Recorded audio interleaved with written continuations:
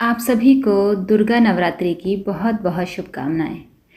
आज हम सुनेंगे श्री दुर्गा सप्तशती का 13वां अध्याय, जो कि सुरथ और वैश्य को देवी का वरदान से संबंधित है।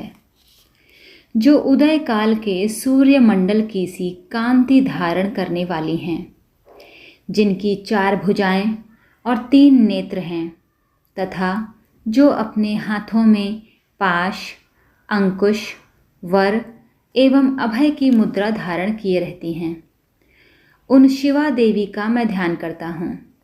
ऋषि कहते हैं, राजन, इस प्रकार मैंने तुमसे देवी के उत्तम महात्म्य का वर्णन किया है। जो इस जगत को धारण करती हैं, उन देवी का ऐसा ही प्रभाव है।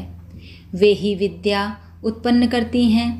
भगवान विष्णु की माया स्वरूपा उन भगवती के द्वारा ही तुम, ये वैश्य तथा अन्यान्य विवेकी जन मोहित होते हैं, मोहित हुए हैं तथा आगे भी मोहित होंगे।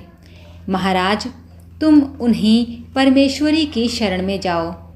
आराधना करने पर वे ही मनुष्यों को भोग, स्वर्ग तथा मोक्ष प्रदान करती हैं।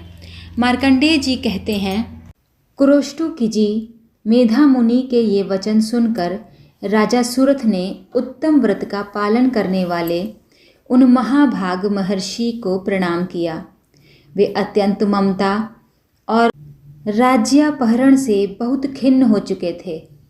महामुने इसलिए विरक्त होकर वे राजा तथा वैश्य तत्काल तपस्या को चले गए और वे जगदम्बा के दर्शन के लिए नदी के तट पर रहकर तपस्या करने लगे।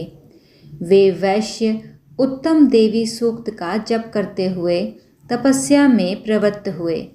वे दोनों नदी के तट पर देवी की मिट्टी की मूर्ति बनाकर पुष्प, धूप और हवन आदि के द्वारा उनकी आराधना करने लगे।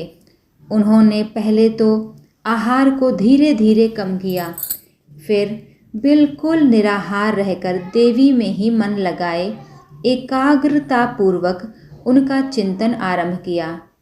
वे दोनों अपने शरीर के रक्त से प्रोक्षित बलि देते हुए लगातार 3 वर्ष तक संयम पूर्वक आराधना करते रहे। इस पर प्रसन्न होकर जगत को धारण करने वाली चंडिका देवी ने प्रत्यक्ष दर्शन देकर कहा।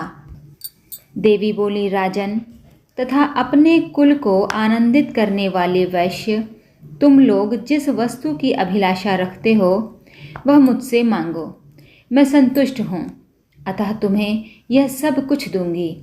मार्कंडेय जी कहते हैं, तब राजा ने दूसरे जन्म में नष्ट न होने वाला राज्य मांगा तथा इस जन्म में भी शत्रुओं की सेना को बलपूर्वक नष्ट करके पुनः अपना राज्य प्राप्त कर लेने का वरदान मांगा।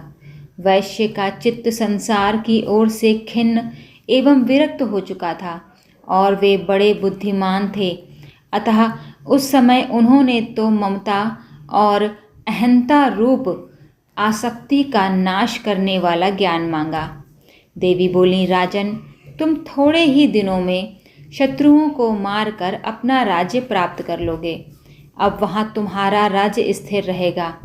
फिर मृत्यु के पश्चात तुम भगवान विवस्वान के अंश से जन्म लेकर इस पृथ्वी पर सावर्णिक मनु के नाम से विख्यात हो जाओगे। वैश्यवर्य, तुमने भी जिस वर को मुझसे प्राप्त करने की इच्छा की है उसे देती हूँ। तुम्हें मोक्ष के लिए ज्ञान प्राप्त होगा। मार्कंडेय जी कहते हैं, इस प्रकार उन दोनों को मनोवांछित वरदान देकर तथा उनके द्वारा भक्तिपूर्वक अपनी स्तुति सुनकर देवी अंबिका तत्काल अंतर्ध्यान हो गईं।